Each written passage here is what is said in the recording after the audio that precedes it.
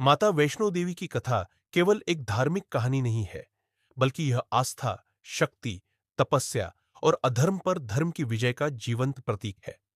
बहुत प्राचीन समय की बात है, जब धरती पर अधर्म अपने चरम पर था और राक्षसी शक्तियां मानवता को भयभीत कर रही थीं। देवता असहाय होकर ब्रह्मा, विष्णु और महेश के पास पहुंचे और प्रार्थना की कि कोई ऐसी शक्ति अवतरित हो जो अधर्म का नाश कर सके और धर्म की पुनर्स्थापना करे। तब त्रिदेवों ने अपने तेज से एक दिव्य शक्ति को उत्पन्न किया, जो आदि शक्ति के रूप में प्रकट हुई। यही शक्ति आगे चलकर वैष्णवी कहलाई, जो मां दुर्गा का ही स्वरूप थीं और जिनमें महालक्ष्मी, महासरस्वती और महाकाली तीनों शक्तियों का समन्वय था। माता वैष्णवी ने धरती पर कन्या रूप में अवतार लेने का निश्चय किया। उनका उद्देश्य केवल राक्षसों का संहार नहीं था, बल्कि मानव को भक्ति, संयम और सत्य का मार्ग दिखाना भी था। माता ने त्रिकूट पर्वत को अपनी तपोभूमि बनाया, जो आज जम्मू के समीप स्थित है। वही स्थान आगे चलकर माता वैष्णो देवी का पावन धाम बना। माता बचपन से ही अत्यंत तेजस्वी, शांत और करुणामयी थी। उनके चेहरे पर दिव्य आभा थी और नेत्रों में अपार शांति। वे सामान्य कन्याओं की तरह खेलती थीं, परंतु उनका अंतर्मन सदैव ईश्वर में लीन रहता था। इसी काल में धरती पर भैरवनाथ नामक एक तांत्रिक रहता था, जो अपनी सिद्धियों के कारण अत्यंत अहंकारी हो चुका था। उसे अपनी शक्ति पर अत्यधिक गर्व था और वह स्त्री शक्ति को अपने वश में करने का स्वप्न देखता था। जब उसने वैष्णवी के सौंदर्य और दिव्यता के विषय में सुना, तो उसके मन में वासना और अहंकार ने स्थान ले लिया। वह माता के पीछे पड़ गया और उन्हें प्राप्त करने का प्रयास करने लगा। माता ने उसे कई बार समझाया कि वह ब्रह्मचर्य का व्रत लिए हुए है और उनका उद्देश्य लोक कल्याण है, किंतु भैरवनाथ अपनी जिद पर अड़ा रहा। माता वैष्णवी ने भैरवनाथ से बचने के लिए त्रिकूट पर्वत की ओर प्रस्थान किया।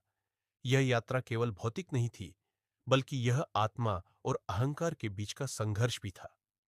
माता के पीछे पीछे भैरवनाथ भी दौड़ता रहा। मार्ग में माता ने कई स्थानों पर विश्राम किया, जो आज भक्तों के लिए पवित्र स्थल बन चुके हैं। बाणगंगा में माता ने अपने बाण से जल प्रकट किया, ताकि अपनी प्यास बुझा सके। यही बाणगंगा आज भी भक्तों के लिए पवित्र स्नान स्थल है।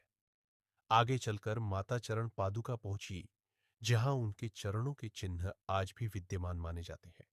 यहां से माता ने त्रिकुट पर्वत की ऊंचाइयों की ओर अपनी यात्रा जारी रखी। भैरवनाथ का अहंकार बढ़ता ही जा रहा था। वह यह समझने में असमर्थ था कि जिस शक्ति का वह पीछा कर रहा है, वही संपूर्ण सृष्टि की जननी है। माता अंततः उस गुफा में पहुंची, जिसे आज पवित्र गुफा के रूप में जाना जाता है। वहीं उन्होंने गहन तपस्या आरंभ की। गुफा के भीतर माता ने 9 महीने तक साधना की, जो मानव गर्भकाल का प्रतीक है।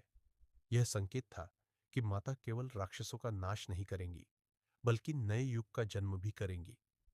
जब भैरवनाथ गुफा के द्वार तक पहुंचा और भीतर प्रवेश का प्रयास किया, तब माता ने अपने वास्तविक स्वरूप का दर्शन कराया। उसी क्षण माता काली का रूप धारण कर लिया और भैरवनाथ का वध कर दिया। उसके अहंकार का अंत हो गया, किंतु मरते समय उसे अपनी भूल का ज्ञान हुआ और उसने माता से क्षमा याचना की। माता वैष्णो देवी करुणा की सागर है।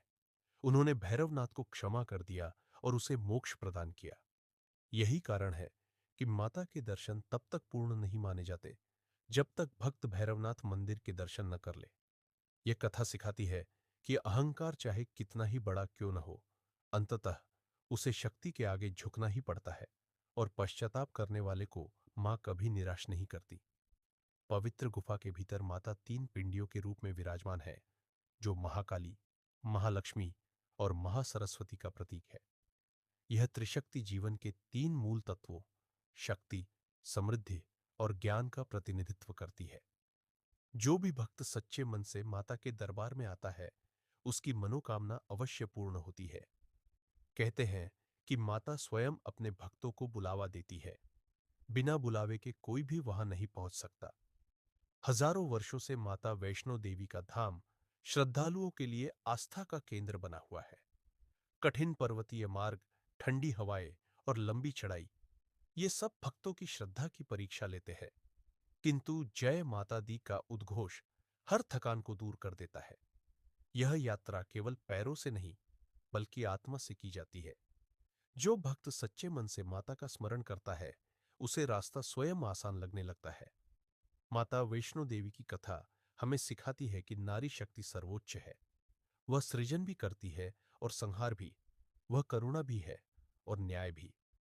माता का जीवन हमें यह संदेश देता है कि सच्ची शक्ति अहंकार में नहीं, बल्कि सेवा, त्याग और प्रेम में है। आज भी जब भक्त माता के दरबार में पहुंचता है, तो उसे वही शांति और शक्ति प्राप्त होती है जो युगों पहले देवताओं को मिली थी। इस प्रकार माता वैष्णो देवी की यह अमर कथा केवल एक कहानी नहीं, बल्कि एक जीवंत अनुभूति है जो हर युग में मानव को धर्म, भक्ति और शक्ति का मार्ग दिखाती रहेगी। मां वैष्णो देवी सदा अपने भक्तों की रक्षा करे और उनके जीवन में प्रकाश फैलाए। यही इस कथा का सार और संदेश है।